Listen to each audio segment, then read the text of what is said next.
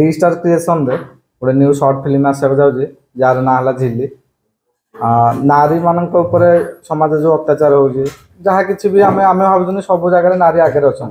आम खाली से कहते किंतु प्रकृत देखा गले माने सेमती नारी मान अत्याचार चलती आम देखिकी भी माने न देखला टाइप रोच तो गोटे छोट झील को बाहागर कर दौरान बाल्य विवाह आज भी चली आगुरी आम शुणु इतिहास पढ़ी बाल्य विवाह प्रथा चलती आज भी चली तो से बहुत कष्ट हो जो मैंने आम आखि आगे देखु किसी करूँ से गोटे स्टोरी मध्यम आम किसी सोशल मेसेज देवाई ट्राए कर D star creation YouTube channel मध्यम नारी मान अधिक गुरुत्व दि जाऊ जेहेतु आम खाली कथार से जिनसा कहते किंतु काम होनी जो जिनसा मानने रियली आम देखा मिलूँ टाइटल हूँ झिल्ली जेहेतु से गोटे गरीब घर झील टाइटल दिखाई टाइटल हूँ झिल्ली डी स्टार क्रिएशन आसक जाऊँगी एक एमती क्षुद्र चलचित्र